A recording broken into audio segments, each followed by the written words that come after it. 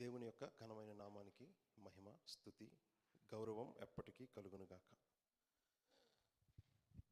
Amen. దేవుని వాక్యం ప్రభువును ఆరాధించడం కొరకు ధ్యానించుదాం. దయచేసి చూడండి, కీర్తనల గ్రంథం నుంచి 84వ కీర్తన.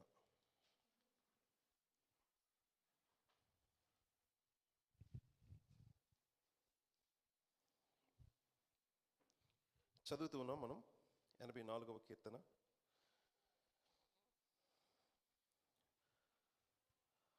సైన్యములకు అధిపతివగు యెహోవా, నీ నివాసములు ఎంత రమ్యములు!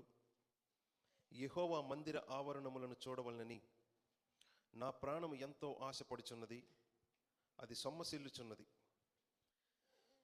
జీవము గల దేవుని దర్శించుటకు నా హృదయమును నా శరీరమును ఆనందముతో కేకలు వేయుచున్నవి. సైన్యములకు అధిపతివగు యెహోవా, నా రాజా, నా దేవా, నీ బలిపీఠమునొద్దనే పిచ్చుకలకు నివాసము దొరికెను, పిల్లలు పెట్టుటకు వానకోవిలకు గూటి స్థలము దొరికెను. నీ మందిరమునందు నివసించేవారు ధన్యులు, వారు నిత్యము నిన్ను స్తుతించుదురు. నీ వలన బలమునందు మనుష్యులు ధన్యులు, యాత్ర చేయు మార్గములు వారికి అతి ప్రియములు. వారు బాకా లోయబడి వెళ్ళుచు దానిని జలమయముగా చేయుదురు, తొలకరి వాన దానిని దీవెనలతో కప్పును. వారు నానాటికి బలాభివృద్ధి నొందుచు ప్రయాణము చేయుదురు, వారిలో ప్రతివాడును సియోనులో దేవుని సన్నిధిని కనబడును. యెహోవా, సైన్యములకు అధిపతివగు దేవా, నా ప్రార్థన ఆలకింపుము. యాకోబు దేవా, చెవియొగ్గుము. దేవా, మా కేడమా, దృష్టించుము. నీవు అభిషేకించిన వాని ముఖమును లక్షింపుము. నీ ఆవరణములో ఒక దినము గడుపుట 1000 దినముల కంటే శ్రేష్టము. భక్తిహీనుల గుడారములలో నివసించుట కంటే నా దేవుని మందిర ద్వారమునొద్ద నాకు ఉండుట నాకిష్టము. దేవుడైన యెహోవా సూర్యుడును కేడుమునై ఉన్నాడు. యెహోవా కృపయు ఘనతయు అనుగ్రహించును. యథార్థముగా ప్రవర్తించు వారికి ఆయన ఏ మేలును చేయక మానడు. సైన్యములకు అధిపతివగు యెహోవా, నీ యందు నమ్మికయించువారు ధన్యులు. ఆమేన్. మనం ప్రభువుని ఆరాధించడం కొరకు ఈ కీర్తనను ధ్యానిస్తూ ఉన్నాం. అసలు ఈ కీర్తన గ్రంథంలో ఉన్న భాగాలన్నీ కూడా ఉన్నవి ప్రభువుని స్తుతించి ఆరాధించడం కొరకే. అందులో మనం ఈరోజు చూస్తున్న ఈ 84వ కీర్తన ప్రత్యేకత ఏమిటి అంటే, యెరూషలేం ఇశ్రాయేలు దేశానికి పద్ధతి ఇది. దేశమంతటికి ఒకే ఒక్క మందిరం. ఇశ్రాయేలు దేశమంతటికి ఒకే ఒక్క మందిరం. అది దాని యొక్క రాజధాని పట్టణమైన యెరూషలేం పట్టణంలో ఉంటుంది. వారికి ఇశ్రాయేలు దేశానికి దేవుడు ఇచ్చిన ధర్మశాస్త్రంలో, మోషే ధర్మశాస్త్రంలో, ఆ మందిరానికి వారు సంవత్సరానికి కనీసం ఆ పండగలు ఆచరించే సమయంలో మందిరానికి వచ్చి కనిపించాలి. కనీసం 2 సార్లు సంవత్సరంలో తప్పనిసరిగా దేవుని మందిరంలో ప్రతి వారు కనిపించాలి. అలా వచ్చినప్పుడు దేవునికి వారు బలులు అర్పించాలి. దేశమంతట్లో ఎక్కడెక్కడ ఉన్నారో వాళ్ళందరూ ఆ పండగలు వచ్చేసరికి, మీకు అర్థమవుతుందా, ఒక పెద్ద యాత్రే. దేశంలో ఉన్న ప్రజలందరూ ఒక్క దగ్గర చేరుతారు. ఆ ఒక్క దగ్గరికి ఎందుకు చేరుతారంటే, అక్కడ దేవుడైన యెహోవా మందిరం ఉంది. ఆ మందిరానికి వారు చేరడానికి ప్రయాణమై వస్తారు. అలా ప్రయాణమై వచ్చినప్పుడు దేశమంతా ఎలా కనిపిస్తుందో తెలుసండి. ఇదిగో ఈ మాట ఒకసారి చూడండి. 6వ వచనం, 5-6 వచనాలు. నీ వలన బలమునందు మనుష్యులు ధన్యులు, యాత్ర చేయు మార్గములు వారికి అతి ప్రియములు. యాత్ర చేయడం అంటే ప్రయాణం. ఆ ప్రయాణం ఎక్కడికి అంటే, ఆ పై వచనంలో చెప్పారు కదా, ఆయన మందిరము చూడాలని, ఆయన మందిరపు ఆవరణాలు చూడాలని వారు ఎంతో ఆశపడుతున్నారు. ఆ మాటే ఉంది 2వ వచనంలో. ఆ 2వ వచనం చదవనా? యెహోవా మందిర ఆవరణములను చూడవలనని నా ప్రాణం ఎంతో ఆశపడుచున్నది, అది సొమ్మసిల్లుచున్నది. జీవము గల దేవుని దర్శించుటకు నా హృదయము నా శరీరం ఆనందంతో కేకలు వేయుచున్నది. అంటే వాళ్ళు ప్రయాణం చేస్తున్నప్పుడు ఇప్పుడులాగా బస్సులు, ట్రైన్లు లేవు. ఎంతో ధనవంతులైతే వారికి ఆ గాడిదలో గుర్రాలు లాంటివో ఏవో ఉంటాయి. కానీ సాధారణంగా మనుషులకు ఉన్న పరిస్థితి కేవలం నడకతోనే. వాళ్ళు నడుస్తూనే దేశంలో నలుమూలల నుంచి, అన్ని వైపుల నుంచి యెరూషలేం పట్టణానికి, దేవుని మందిరానికి రావాలి. ఆ పండుగలు ఆచరించడానికి, దేవుని మందిరాన్ని చూడడానికి. వాళ్ళు నడుస్తున్నంతసేపు ఎలా నడుస్తున్నారో తెలుసా? నిట్టూర్పు, కష్టం, బాధ, ఊసునోమని తిట్టుకుంటూ సనుక్కుంటూ కాదు, గొప్ప సంతోషంతో, ఆనందంతో. నేను అక్కడ కనిపించాలి ఎలాగైనా. నా ప్రాణము ఇదిగో ఇలా ఫీల్ అవుతుంది. జీవము గల దేవుని దర్శించడానికి నా హృదయం నా శరీరం ఆనందంతో కేకలు వేస్తుంది, ఎప్పుడు అక్కడ చేరుతానని. అందులోకి వాళ్ళు వెళ్ళే మార్గాలు ఎలాంటివో తెలుసా? అన్ని మంచిగా రోడ్లు వేసి ఉన్న మార్గాలు కాదు. ఆ 6వ వచనం చూడండి. వారు బాకా లోయబడి వెళ్ళుచు దానిని జలమయముగా చేయుదురు. బాకా అనే మాటకు అర్థమే విచారం, దుఃఖం, ఏడుపు. అందులోకి బాకా అనే మాట హెబ్రీ భాష మాట. ఆ హెబ్రీ భాష మాట యొక్క అర్థమే మరణం. ఆ లోయ పేరు మరణపు లోయ. ఆ పేరు ఎందుకు వచ్చిందంటే, ఆ లోయలో గుండా వాళ్ళు దాటుతున్నప్పుడు సూదిగా మొనతేరిన రాళ్ళు ఉంటాయి. ఎవరైనా జారి పడితే ఆ రాయి ఇటు నుంచి అటు వచ్చేస్తుంది, మనిషికి చచ్చిపోతారు. అంత ప్రమాదకరమైన మార్గం అది. ఆ లోయల్లో దిగి వెళ్ళటానికి అంత ప్రమాదకరమైనవి. దాని పేరే బాకా అనే మాటలోనే విచారము, దుఃఖము, మరణము అనే అర్థం ఉంది. అలాంటి మరణకరమైన, దుఃఖకరమైన, బాధాకరమైన లోయలు మధ్యలో వచ్చినా మేము వాటిని ఏం చేస్తామో తెలుసా? జలమయం అనే మాటకు అర్థం ఏంటో తెలుసండి? ఆ లోయను ఈ జనాలందరూ దాటుతున్నప్పుడు చూస్తుంటే, ప్రయాణమై వెళ్తున్నప్పుడు చూస్తుంటే, ఒక పెద్ద నది పారి దాన్ని మొత్తం నింపేసి దాన్ని దాటుతున్నట్టు ఉంటుంది. ఒక రివర్ ఫ్లోలా ఉంటుంది అనమాట. ఒక నది ప్రవహిస్తున్నట్టు ఉంటుంది ఈ జనాలు. సో అంతమంది జనాలు దేశం నలుమూలల నుంచి ప్రయాణమై మధ్యలో ఎలాంటి ప్రమాదకరమైన దారులు వచ్చినా, లోయలు వచ్చినా, పరిస్థితులు వచ్చినా, అరణ్యాలు వచ్చినా అందరూ కలిపి నదుల్లాగా ప్రవహించి మరి యెరూషలేంకి వెళ్ళిపోతారు. ఎందుకంటే ఒకే ఒక్క పాయింట్ కోసం, వాళ్ళ దేవుని మందిరంలో వాళ్ళు కనిపించాలని. ఎందుకు ఆ దేవుని చూడడానికి, ఆ దేవుని మందిరంలో కనిపించడానికి వాళ్ళకి అంత సంతోషం అంటే చాలా గొప్ప కారణాలు ఉన్నాయి. పాత నిబంధన గ్రంథం అంతా ఆలోచిస్తే ఇంకొక పెద్ద మాట చెప్పాలి ఈ సమయంలో. ఇశ్రాయేలు దేశస్తులు ఆ పాట పాడుకుంటారు, కానీ ఈ పాటలో ఆ దేవుని చూడడానికి నిజంగా వాళ్ళకి ఆనందం ఉంటుందా అంటే, ఇదిగో ఈ బైబిల్, ఇశ్రాయేలు దేశస్తులు ఈ బైబిల్ చదివినప్పుడు మొదటి నుంచి ఆయన్ని చూస్తే సంతోషం, ఆనందం, ప్రేమ ఎందుకు కలుగుద్ది? భయమే కలుగుద్ది. ఈ బైబిల్ మొదటి నుంచి ఆయన్ని చూస్తే ఎలా ఉన్నాడో తెలుసా? వాళ్ళకి వద్దన్న పని చేశారని మనుషుల్ని శపించాడు. దుఃఖాలు, రోగాలు, మరణాలు, భయాలు, బాధలు, కష్టాలు, యుద్ధాలు, మరణాలు, గొప్ప గొప్ప తెగుళ్ళు, రకరకాలుగా ప్రారంభం నుంచి ఈ దేవుడు మనుషుల్ని చంపుతూనే ఉన్నాడు. అమ్మా వింటున్నారా? ఇటు ఈ ప్రభుని ఆరాధించడం కోసం బైబిల్ మొదటి నుంచి చూస్తే ఈయన శాపాలతో, రోగాలతో, మరణాలతో, యుద్ధాలతో, ఇంకా బిగినింగ్లో ఘోరమైన జలప్రళయంతో మనుషుల్ని చంపుతూనే ఉన్నాడు. ఇలాంటి దేవుణ్ణి చూడడానికి ఎవరికైనా ఉంటే భయం ఉంటుంది, కానీ ఆనందం, సంతోషం ఎందుకు ఉంటుందండి? అమ్మా ఆలోచిస్తున్నారా ఈ మాట? ఏ ప్రభువుని చూడడానికి వచ్చాం? ఏ దేవుణ్ణి ఆరాధించడానికి వచ్చాం? మీరు ఆరాధించడానికి వచ్చిన దేవుడు చెప్పలేనంత అతి భయంకరమైన వాడు, ఎంతో ప్రమాదకరమైన వాడు. ఈ చర్చిలకి ప్రపంచవ్యాప్తంగా ఈ ఆదివారం ఉదయం ఏ దేవుణ్ణి ఆరాధించడానికి వచ్చారో, he is the most dangerous. అంతకంటే భయంకరమైన వాడు, అంతకంటే ప్రమాదకరమైన వాడు ఇంకొకరు లేరు. ఈ భూమి మీద ఏదైనా ప్రమాదకరమైనది ఉంది అంటే దాన్ని తయారు చేసినాడు ఆయనే. చాలా విచిత్రమైన మాట మీరు చూస్తారు ఒకసారి. ఇర్మియా గ్రంథం ఒకసారి చూడండి. చాలా విచిత్రమైన గొప్ప మాట. ఆయన అబద్ధం మాట్లాడాడు కదా. ఆయన ఎంత భయంకరమైన వాడో, భయంకరమైన వాడో ఆయన అన్ని రాసి పెట్టాడు. కానీ జనాలకు అర్థం కావట్లా. కొంతమందికి అర్థమై వాళ్ళు కేవలం భయపడుతున్నారు, అందుకే దూరంగా ఉన్నారు. కానీ ఈయన చూడడానికి అంత ఆనందంతో, సంతోషంతో, గెంతులెందుకు, పరుగులెందుకు, అంత కష్టపడే ప్రయాణాల నుంచి చిన్న పిల్లలు పట్టుకొని, పిల్లల్ని ఎత్తుకొని అందులోకి వారు అర్పించాల్సిన ఆ బలి పశువులను కూడా వాళ్ళు ప్రయాణం అంతా వాటిని కూడా నడిపించి తీసుకొని వెళ్తున్నారు. అందులో ఏముందంటే ఆయన చూడాలని ఎంతో సంతోషం, ఆనందం ఉంది.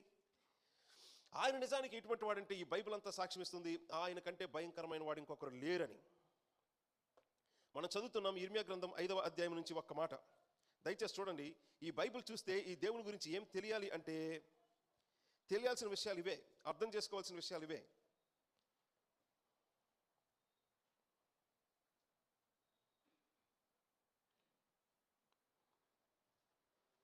ఐఎమ్ సో సారీ, నేను ఎలాగో మిస్ అయ్యాను ఒక మంచి మాట. ఆయన సముద్రం గురించి ఒక మాట రాసిన మాట ఎక్కడుంది? ఇర్మియా గ్రంథం 5వ అధ్యాయం అనుకుంటున్నా.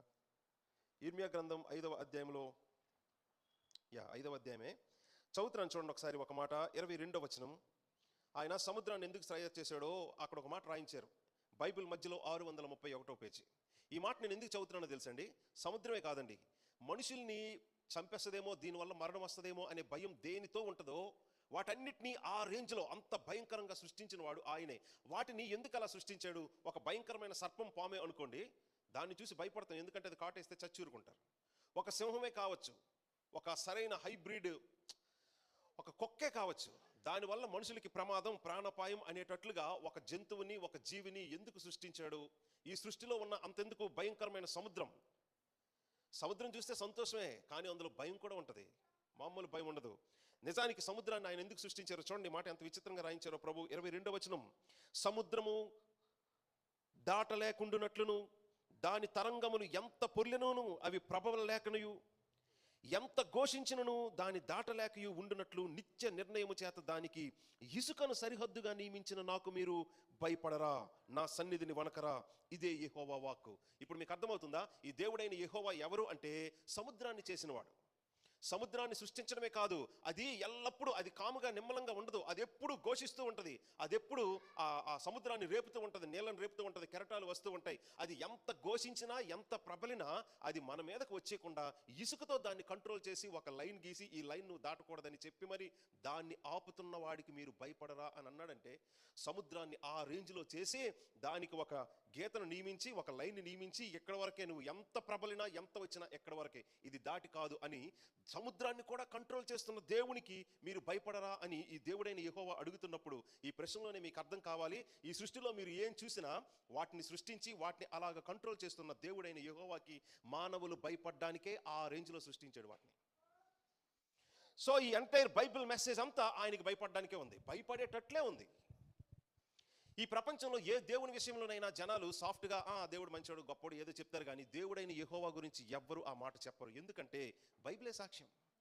బైబిల్లో ఎక్కువ పేజీలు చదవకల్లా మొదటి 10 పేజీలు చదివితే చాలు మనుషుల జీవితంలో వచ్చే ప్రతి సమస్య, ప్రతి కష్టం, ప్రతి రోగం, ప్రతి భయం, అన్ని రకాల మరణాలు, అన్ని రకాల చావులు,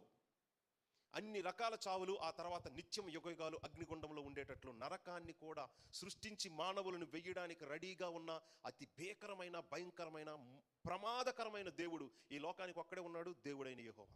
అలాంటి దేవుడైన యెహోవాని చూడడానికి, ఆయన మందిరంలో కనిపించడానికి ఆనందం, సంతోషం ఎక్కడ వస్తుంది? నిజానికి భయపడి ఎవరు వెళ్ళకూడదు అటువైపు.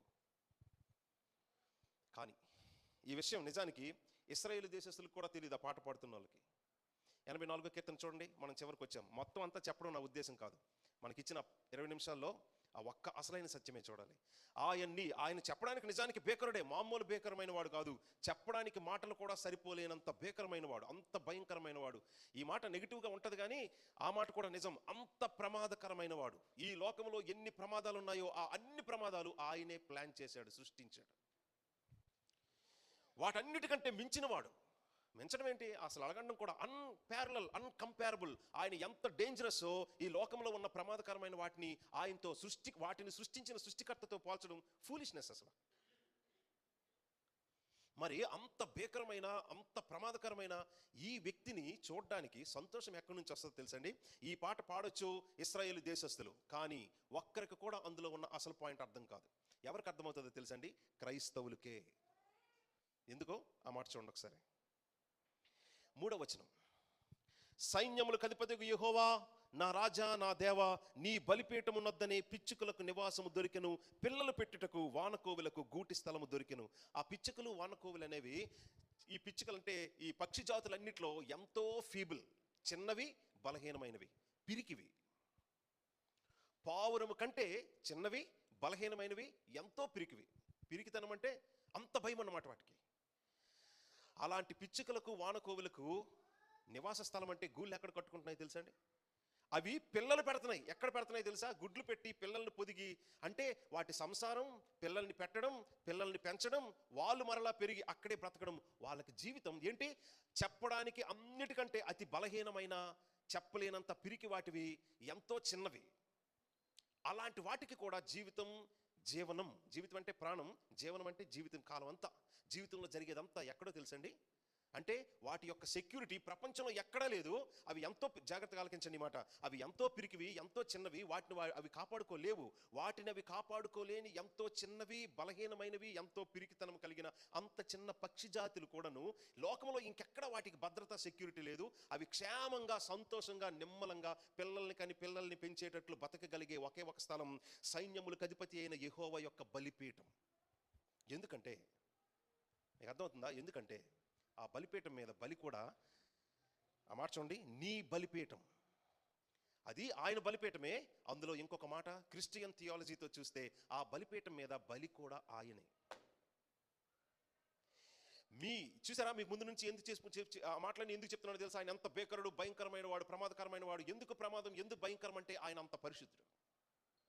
పాపాన్ని సహించలేని, చూడలేని కన్నులు కలిగిన మరి అంత గొప్ప భీకరమైన పరిశుద్ధుడు కాబట్టి పాపానికి తీర్పు తీరిస్తే ఏ మనిషిని ఆయన స్పేర్ చేయకూడదు, ఏ మానవుణ్ణి ఆయన ఉంచకూడదు. అందరిని రకరకాల రోగాలతో, యుద్ధాలతో, తెగుళ్ళతో, సమస్యలతో, భయాలతో ఆయన హింసించి చంపి నరకంలో వేయాలి, నిత్యం యుగయుగాలు అగ్నిగుండంలో ఉండేటట్లు.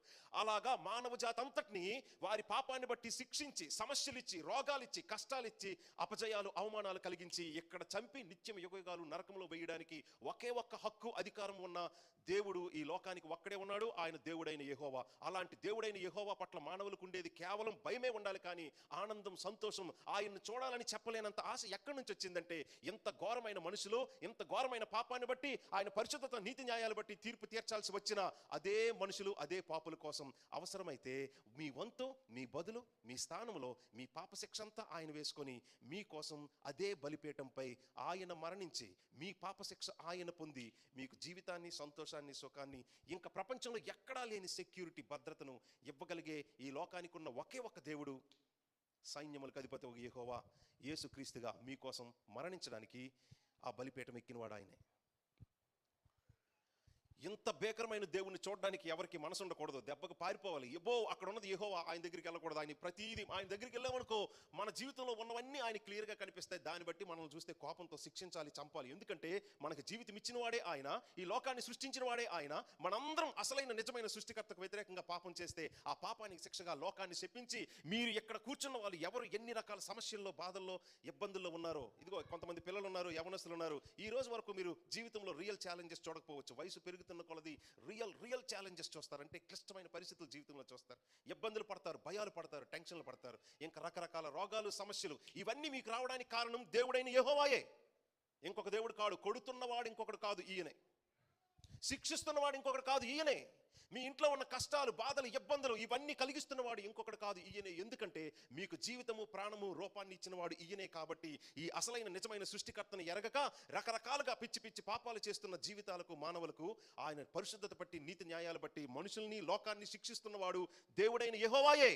అలాంటి దేవుడైన యెహోవా పట్ల మానవ జాతికి అంతటికీ ఉండాల్సింది భయమే. కానీ అలాంటి దేవుని దగ్గర వీళ్ళు గొప్పగా ఎంతో ఆనందంతో చూడాలని పరుగులెడుతున్నారు, ఇష్టపడుతున్నారు. ఎందుకు అంటే ఈ దేవుడైన యెహోవా ఎంత భీకరమైనప్పటికీ, ఎంత భయంకరమైన వాడి అయినప్పటికీ, ఎంతో పరిశుద్ధుడు, నీతి న్యాయాలు తప్పలేనివాడు అయినప్పటికీ మిమ్మల్ని రక్షించడం కోసం అవసరమైతే మీ పాప శిక్ష అంతా ఆయన మీద వేసుకొని మీ బదులు, మీ వంతు, మీ స్థానంలో అదే బలిపీఠం మీదకి ఆయనే ఎక్కి మరణించి మరి మీకు జీవితాన్ని, నిత్య జీవాన్ని ఇవ్వగలిగే ఒకే ఒక్క లోకరక్షకుడు, దేవుడు, సృష్టికర్త, తండ్రి, ఇదిగో ఈయనే. అందుకు ఈయన ఎంత భీకరమైన వాడైనా, ఎంత భయంకరమైన వాడైనా, ప్రాణులన్నిట్లో కూడాను ఏవి అల్పమైనవో, ఏవి చాలా ఫీబుల్గా ఉంటాయో, ఏవి చాలా టిమిడిటీ అంటే పిరికితనంతో ఉంటాయో, అలాంటి చిన్న పిచ్చుకలకు, వానకోవులకు కూడాను జీవితం, భద్రత, సంతోషం, అసలు బ్రతుకే, కుటుంబ జీవితమే, పిల్లల్ని కని ఇంకా బతకడమే. ఎక్కడైనా లోకంలో ఆయాసం ఉండొచ్చు, భయం ఉండొచ్చు, కానీ భయం లేని ఒకే ఒక్క స్థలం ఆయన బలిపీఠం. ఎందుకంటే మీ మీదకి ఏ భయం రావాలో అదంతా ఆయన పొందుకొని మీకు ఏమిచ్చాడు? ఆ బలిపీఠం కింద ఏమిచ్చాడు? రక్షణ. That's it. మీ దెబ్బ ఆయన కాశాడు, మీ బదులు ఆయన మరణించాడు. ఎలాగా? మీకు అర్థమవుతుంది కదా. ఇది వింతేమి కాదండి, కొత్తేమి కాదండి. ప్రపంచానికి యేసుక్రీస్తు గురించి ఈ సత్యం చెప్తూ ఉంటే మాకేం అర్థం కావట్లేదు, నువ్వేం మాట్లాడుతున్నావు, నీకు తెలుసా అన్నట్టు చాలా మంది మాట్లాడతారు. కానీ ప్రతి ఒక్కరు ఇంట్లో చిన్నపిల్లలు ఇద్దరు ఉన్నారనుకోండి, వాళ్ళిద్దరు పోట్లాడుకున్నారనుకోండి, అన్న నన్ను కొట్టాడు, నువ్వు వాడిని కొట్టు అని పిల్లలు వచ్చి ఏడ్చినప్పుడు, అరే వాడిని ఎందుకు ఇలా కొట్టావంటే వాళ్ళు ఏదో కారణం చెప్తారు. వాడు ఇలా చేసాడు డాడీ అంటే, ఇప్పుడు ఆ చిన్నోడిని సంతోష పెట్టడానికి ఈ పెద్ద అబ్బాయికి ఏం చేస్తారో తెలుసా? తమ్ముడిని కొడతావా అని చెయ్యాల అడ్డు పెట్టి ఆ చెయ్యి గట్టిగా దెబ్బ కొట్టేసరికి శబ్దం వచ్చిందా, వాడేమో కై అన్నట్టు యాక్షన్ చేస్తాడు. ఈలోగా తమ్ముడు, నీకు పడిందా దెబ్బ, నీ చెయ్యి చిన్నదే, డాడీ చెయ్యి పెద్దది. నువ్వు నాకు చిన్న చేత్తో కొట్టావు, కానీ నీకు ఎవరితో కొట్టించానో తెలుసా? డాడీ చేత్తో కొట్టించాను. కానీ నిజానికి డాడీ కొట్టిన దెబ్బ పెద్ద ఆ అబ్బాయికి తగలలేదు, తగిలింది మరలా డాడీకే. అలాగా దేవుని యొక్క నీతి న్యాయాలు, ఆయన పరిశుద్ధత బట్టి మన పాపానికి శిక్ష ఏది రావాలో అని మేము మేకొస్తున్నప్పుడు, ఆయన కనికరం బట్టి, ప్రేమను బట్టి మీరు కాయాల్సిన ఆ దేవుని యొక్క పరిశుద్ధమైన, న్యాయమైన ఉగ్రతను, కోపాన్ని, తీర్పుని మీ బదులు, మీ వంతు, మీ స్థానంలో మీ శిక్షంతా కాయడానికి దేవుడు తనకి సమానమైన, ఇదిగో వాక్యమై ఉన్న దేవుణ్ణి శరీరముతో పంపించాడు. ఆ శరీరము ధరించిన ఆ మనిషి పేరు యేసుక్రీస్తు. ఇప్పుడు ఈయన చూడడానికి ఆనందం ఎక్కడి నుంచి వస్తుంది తెలుసా? నా కోసం చనిపోయి మరి నాకు జీవితం ఇచ్చిన వాడు ఎవరో ఎలా ఉంటాడో చూడడానికే చర్చికి వస్తాం. చర్చికి ఎందుకు వస్తాం? ఏ సంతోషంతో వస్తామో తెలుసా? అది ఎంత దూరం అయినా కానీ, ఎక్కడున్నా కానీ, ఏ పరిస్థితిలో ఉన్నా కానీ, జాగ్రత్తగా మాట ఆలకించండి, అది పాపమైనా కానీ, నేను బయటకు రాలేకపోతున్నాను, నా బలహీనత ఇది, ఇలాంటి బలహీనత బట్టి నేను పాపంలో ఉండి నా జీవితం ఏదో అయిపోతుంది, కానీ నన్ను కూడా కాపాడేవాడు ఒక ఆయన ఉన్నాడు, నన్ను కూడా మార్చి రక్షించేవాడు ఒక ఆయన ఉన్నాడు. ఆయన దగ్గరే నాకు భద్రత, సంతోషం, నా జీవితం, ఇంకా నేను బతకడానికి ఒక నిరీక్షణ, హోప్ ఉంది. అలాగా నాకు జీవితం ఇవ్వడం కోసం ప్రాణం పెట్టిన వాడిని చూడడానికి, అదిగో ఆ మాట ఇప్పుడు మీరు చూస్తున్నారా, 2వ వచనం చూడండి. ఆ 2వ వచనంలో ఉన్న ఎమోషన్ చూడండి. ఏంటో 2వ వచనంలో ఉన్న ఎమోషన్? 84వ కీర్తన, యెహోవా మందిర ఆవరణములు చూడాలని నా ప్రాణం ఎంతో ఆశపడుచున్నది, అది సొమ్మసిల్లుచున్నది. ఎందుకు? ఆ మందిరంలో ఏముందంటే జీవము గల దేవుని దర్శించుటకు. ఎందుకు ఆ జీవము గల దేవుని దర్శించడానికి నా ప్రాణం, నా శరీరం ఎంతగా ఆశపడుతున్నాయంటే, ఆయన నిజానికి లోకానికి ఎంతో భీకరమైన వాడు, కానీ నన్ను రక్షించడం కోసం, నా కోసం సిలువ వరకు వచ్చి ప్రాణం పెట్టడానికి పర్మనెంట్గా శరీరాన్ని ధరించినవాడు. నా మీద ఆయనకి ఎంతో ప్రేమ ఉంది. నిజానికి ఆయన ఎంతో భీకరుడు. ఆ భీకరత్వం అంతా దేని బట్టి అంటే తన పరిశుద్ధత బట్టి, నీతి న్యాయాలు బట్టి. అలాంటి దేవుణ్ణి దర్శించడానికి నిజానికి మనకి భయమే ఉండాలి, పరుగెత్తాలి ఆయన నుంచి దూరంగా. కానీ ఆయన దగ్గరే మనకి ఆ సెక్యూరిటీ, భద్రత ఉంది. ఆయన దగ్గరే ఆ జీవితం ఉంది. ఎందుకంటే పాప క్షమాపణ మరలా ఆయనే ఇవ్వగలడు. సో ఈ లోకాన్ని తీర్పు తీర్చే దేవుడు, ఆయన తీర్పుల నుంచి, ఉగ్రతలో నుంచి రక్షించడానికి, ఈ లోకాన్ని రక్షించడానికి మొదటగా వచ్చిన వాడు కూడా ఆయనే. ఈ సత్యం పాపం మనుషులకు తెలియక, పాపం అంటే ఏముందిలే, ఏదో చెరువులో ములిగితే కడిగేసుకోవచ్చు, ఆ పాపానికి ప్రతిగా అదర్ సైడ్ ఆ పుణ్యం ఏదో పెంచుకుంటే మనం పాపాన్ని ఓడించవచ్చు, తగ్గించవచ్చు. వీళ్ళు ఏమో అనేసుకుంటున్నారు పాపం జనాలు. పాపాన్ని ఎవరు తగ్గించుకోలేరు, అది కడిగేసి వదులుచుకోలేరు. ఎందుకంటే దాన్ని కడగాల్సిన వాడు అవతల ఉన్నవాడు ఎవరో. ఈ కీర్తనలో ఈ మాట ఒకసారి చూడండి, 49వ కీర్తన ఒకసారి చూడండి, ఒక 4 పేజీలు వెనక్కి తిప్పండి. 49వ కీర్తనలో ఈ మాట చూడండి. ఇది బైబిల్ చెప్తున్న సత్యం. ఈ స్థలానికి మీరు ఎందుకు వచ్చారు? ఏ సంతోషంతో వచ్చారు? ఏ భారంతో వచ్చారు? ఏ భయంతో వచ్చారు? పాపం ఏముంది, పాపం దానికి పుణ్యం చేస్తే సరిపోద్ది అనుకునే వాళ్ళు చాలా మంది లోకంలో. కానీ కొంతమంది ఏమనుకుంటారు తెలుసా, అసలు నేను ఏ పాపం చేయలేదు, నేను ఎవరికి అన్యాయం చేశాను, నేను ఏ తప్పు చేయలేదు కాబట్టి నాకు అవసరం లేదు. ఈ బలియాగం, ఆ బలిపీఠంలో బలి అయిపోయిన ఆ వ్యక్తి నాకు అవసరం లేదు. ఎందుకో నేనేదో పిచ్చి పని చేస్తే అప్పుడు నాకు ఆయన అవసరం, నేనేమి చేయలేదే అనుకుంటారు కొంతమంది. కానీ ప్రతి మానవుడు పాపి. ఆ పాపం ఎవరికి ఎగ్నిస్ట్గా చేశాడంటే నిత్యుడైన దేవునికి ఎగ్నిస్ట్గా చేశాడు. కాబట్టి దానికి ఈక్వల్గా వచ్చే శిక్ష, సమానంగా వచ్చే శిక్ష ఎంత? 10 రోజుల 20 రోజుల? మీకు అర్థమవుతుందా? అంతకుముందు వచ్చినప్పుడు చెప్పాను, మరి మీరు ఉన్నారో లేదో. చాలామంది 100 మందిని చంపిన, 100 మందిని అన్యాయంగా చంపేశాడు ఒక సైకోగాడు. వాడిని పట్టుకున్నారు. వాడికి సమానమైన శిక్ష ఇస్తే వాడికి ఏం చేస్తారు చెప్పండి? ఇప్పుడు ఏ జడ్జి అయినా 100 మందిని అన్యాయంగా చంపేశాడండి, చిన్నపిల్లల్ని, యవనస్తుల్ని, పెద్దవాళ్ళని, ఎవరెవరినో. వాడు దొరికాడు, పట్టుకున్నారు. వాడికి ఈక్వల్ శిక్ష ఇవ్వాలి. ఇప్పుడు ఎన్నిసార్లు చంపాలని చెప్పండి? ఏం చేస్తారు ఇప్పుడు ఆయన్ని? సమానమైన శిక్ష 100 సార్లు చంపాలి. చంపడం అవుద్దా? కనీసం 100 మందిని చంపినోడికి సమానమైన శిక్ష 10 సార్లైనా చంపాలి. చంపగలమలా? వాడు 1 కోటి మందిని చంపినా వాడికి సమానమైన శిక్ష ఈ లోకంలో ఒక్కసారి చంపడమే. సమానం ఎలా అవుద్ది? కానీ ఈ బైబిల్ ఏ దేవుని గురించి సాక్ష్యమిస్తుందో, ఈ దేవుడు ఏం చెప్తున్నాడు తెలుసా? మనుషులకి పాపానికి శిక్ష నిత్య నాశనం, అంటే అగ్నిగుండం, యుగ యుగాలు ఉండే నిత్యమైన అగ్నిగుండం. అదేంటలా? 100 మర్డర్లు చేసినోడికే సమానమైన శిక్ష ఇవ్వలేక ఒక్కసారే శిక్షిస్తున్నారు, మరణ శిక్ష వేస్తున్నారు. అలాంటిది ఈ బైబిల్ దేవుడు ఏం చెప్తున్నాడు తెలుసా? ఈ పాపానికి సమానమైన శిక్ష నిత్యం అగ్నిగుండంలో నరకం అనుభవించడం అంట. ఎందుకలా?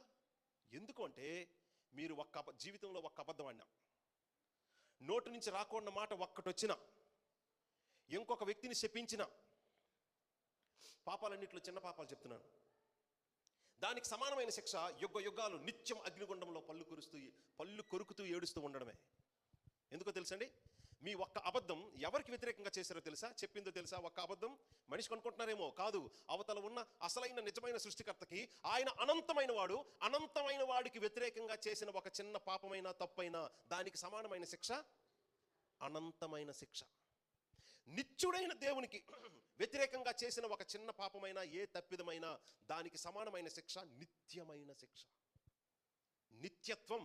దేవుడు తీర్పు తీర్చే తీర్పు అది నిత్యం. ఎందుకుంటుందంటే మీరు ఎవరికి ఎగ్నిస్ట్గా పాపం చేశారంటే నిత్యుడైన దేవునికి అనంతమైన శిక్ష దేవుడు ఎందుకు ఇస్తాడండి అని అడిగేవాళ్ళు చాలా మంది. మీ పాపం ఏంటో మీకు అర్థం కావట్లేదు. ఈ భూమి మీద ఉన్న ప్రతి మానవుడు చేసిన ఏ చిన్న పాపమైనా, పెద్ద పాపమైనా ఎవరి మీద తిరగబడి చేస్తున్నాడంటే అనంతమైన దేవుడు, నిత్యమైన దేవుడైన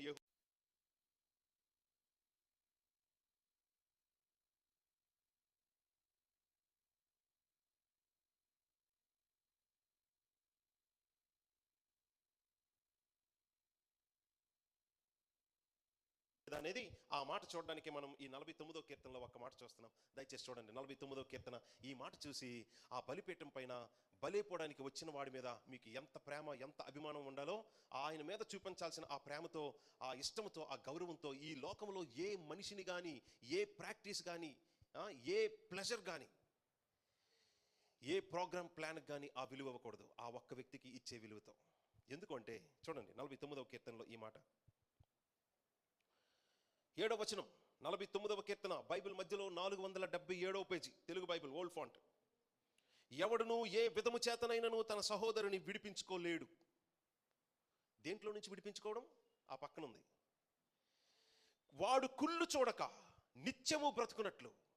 అంటే తన సహోదరుడు, తన బ్రదరు, తన ఇంటివాడు, తన సొంతవాడు కుళ్ళు చూడక అంటే మరణం. అది కూడా ఎటువంటి మరణమో తెలుసా? నిత్యము బ్రతుకున్నట్లు వాడిని విడిపించుకోవడం ఇంపాసిబుల్ అట. మళ్ళీ చదువుతున్న ఆ 7-8 వచనాలు. ఎవడును ఏ విధము చేతనైను తన సహోదరుని విడిపించుకోలేడు.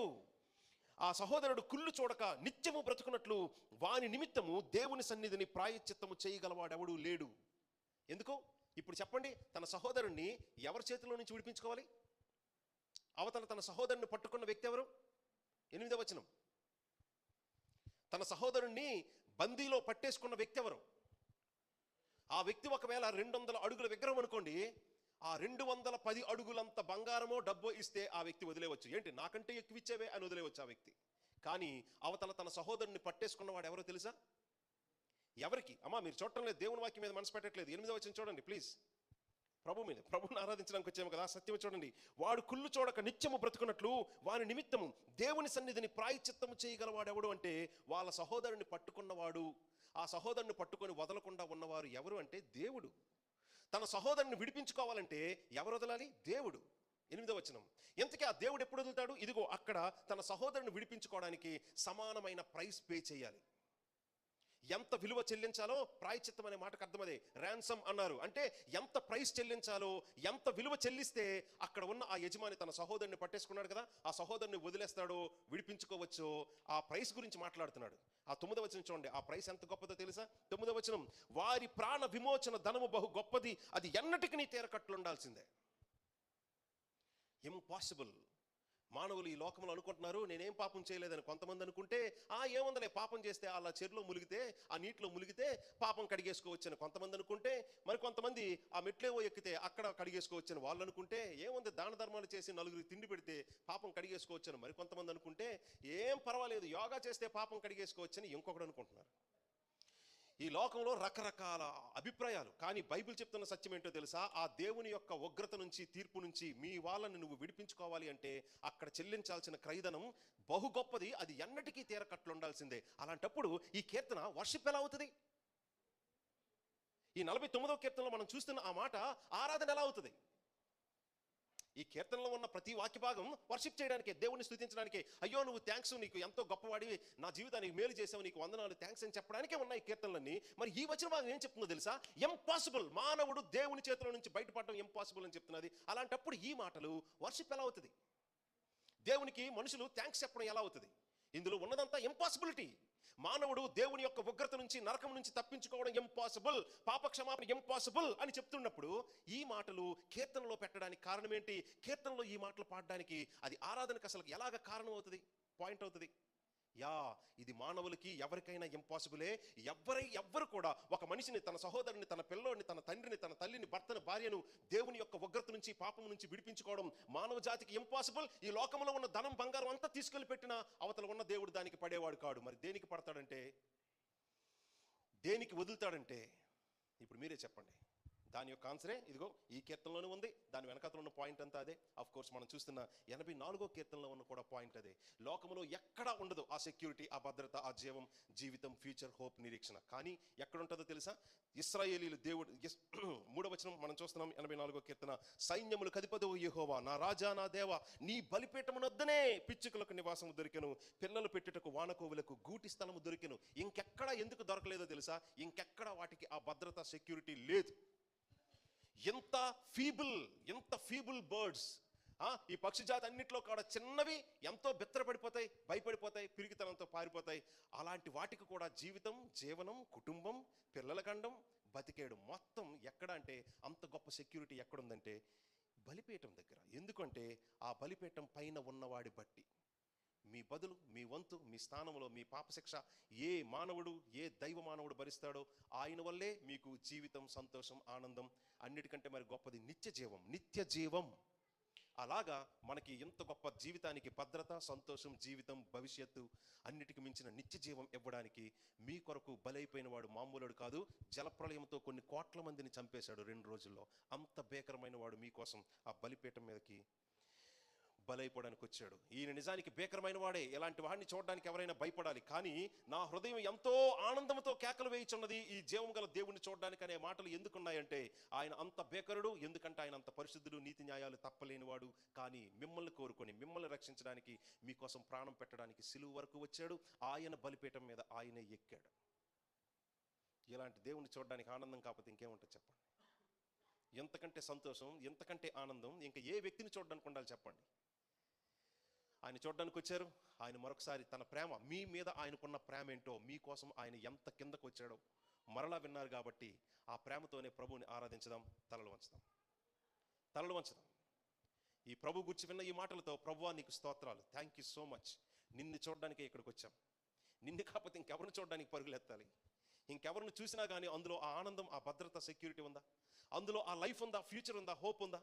ఆ నిత్య నాశనమైన ఆ నరకం నుంచి తప్పించబడ్డానికి, దానికి కారణమైన పాపం నుంచి విమోచింపబడ్డానికి ఇంక ఎవరి దగ్గరైనా అవకాశం ఉందా? ఇదిగో నీ యొక్క ఘోరమైన, భీకరమైన ఉగ్రత నుంచి, తీర్పు నుంచి తప్పించగలిగే హక్కు, అధికారం, అవకాశం, జ్ఞానం నీ దగ్గరే ఉంది. ఎందుకంటే నీ దగ్గరే మా కోసం అవసరమైతే బలైనంత ప్రేమ ఉంది. ఇంత ప్రేమతో నన్నే ప్రేమించినందుకు నీకెంతగానో వందనాలని మన ప్రభువుని ప్రేమిస్తూ, స్తుతిస్తూ ఆరాధించడం ఈ అద్భుతమైన సమయం మీదే. ఒక్కొక్కరు ఈ సమయాన్ని తీసుకోండి. మీరు ఇవ్వగలిగే మీ బెస్ట్ ఇదిగో మీ హృదయమే. మీ హృదయం ఆయన మీద ప్రేమతో నిండి ఉంటే, ఇదిగో మీ హృదయం దేనితో నిండి ఉంటే మీ నాలుక అదే మాట్లాడుతుంది. ఎన్ని మాటలు విన్నా కానీ మీరు ఆ దేవుని గురించి ఒక్క మాట కూడా థ్యాంక్స్ అని చెప్పట్లేదంటే మీ హృదయంలో ఏం నిండుందో చూడండి. మీ హృదయం దేంతో నిండుందో చూడండి. ఎంతసేపు ఈ వర్తమానం ఎందుకు చెప్పామంటే మీ హృదయం నింపడానికి ప్రభుతో, ఆ ప్రభు మీద గౌరవం, అభిమానం, ప్రేమ, ఆ కృతజ్ఞత అవి నింపడానికే. అవి నింపిన హృదయాలు ఏమైనా కొద్దిగానే ఉంటే మీ పెదవులు ఆయన మీద ఆ స్థుతిని ప్రచురపరుస్తాయి. అద్భుతమైన అవకాశం ప్రభువుని కనపరచడానికి. సమయం మీదే. ప్రార్థనలో ఉందాం, తలలు ఉంచుదాం, కళ్ళు మూసుకుందాం, ధ్యానంలో ఉందాం. మీకు ఈ ప్రభు ఈ కార్యం చేశాడా? ఈ కార్యం విషయంలో మీకు విశ్వాసం ఉందా? ఆ ప్రేమ ఏదో మీకు అర్థమైందా? నీ కోసం ఏదైనా చేయడానికి, ప్రాణం పెట్టడానికే వెనకాడని వాడు నీ జీవితాల్లో గొప్ప కార్యాలు చేస్తాడు. ఎంత ధైర్యం, ఎంత భరోసా ఇస్తున్న ఈ దేవుణ్ణి, ఆయన ప్రేమను నువ్వు కొనియాడకుండా ఉండగలవా? అసలు ఎంత గొప్ప ప్రభువుని ఆరాధించండి. సిగ్గుపడొద్దు. ఎవరేమనుకుంటారో మీకు అనవసరం. ఎవరేమనుకుంటారో అని ఆయన నీ కోసం సిలువ వరకు రావడానికి ఆగిపోయాడా? అలాంటప్పుడు నీ పక్క వాళ్ళు ఏమనుకుంటారో అని ఎవరినో దృష్టిలో పెట్టుకుని ఈ ప్రభు గురించి ఒక్క మాట చెప్పడానికి నువ్వు ధైర్యం చేయకపోతే ఎంత దౌర్భాగ్యమైన హృదయమో మీకు అర్థమవుతుందా? ఐఎమ్ సో సారీ ప్రభా, నీ ప్రేమ తెలిసినా నేను ఎప్పుడు నోరు తెరవలేదు ప్రభా, ఐఎమ్ సో సారీ. నీకంటే గొప్పవాడు లేడు, నీకే వందనాలని ప్రభుని ఆరాధించుదాం.